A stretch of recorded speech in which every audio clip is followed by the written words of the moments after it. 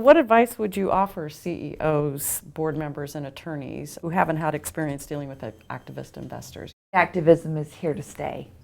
It was a novelty for a while. It's a real practice in investing. You must take them seriously, not just for corporate governance reasons, but because the activists have access to tremendous research capability, and often they have very good ideas, and you need to listen. What can CEOs and board members do to prepare themselves for that experience?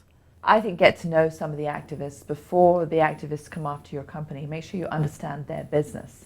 You know, what are their processes like? How do they make decisions? What kind of research are they doing?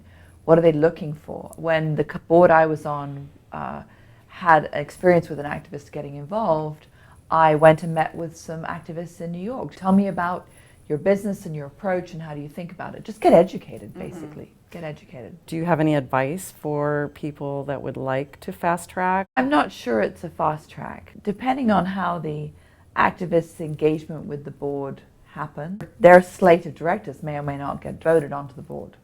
Like anything, you want to go about it many different ways. You want to make sure you're educated to go on a board. You want to make sure you're networking to find the right boards and recruiters to help you get on a board. And then if you happen to be connected to an activist, maybe you'll get on that way, but to make sure you're ready.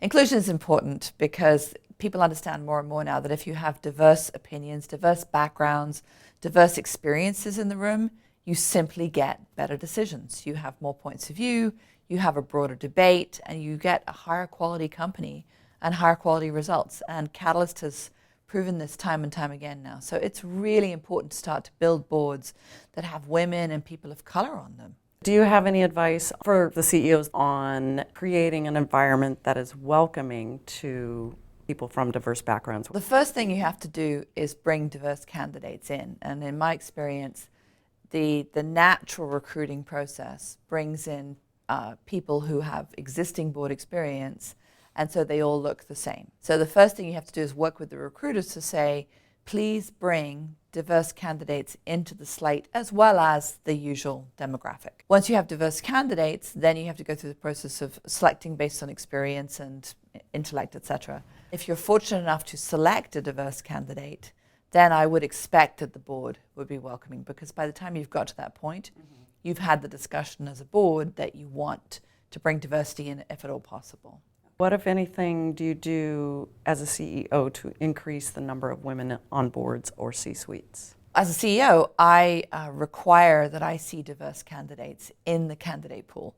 They don't all have to be diverse, obviously, but anytime we're doing a search, if all the candidates are of one demographic, I'm going to reject it and say, you need to bring me candidates because they do exist.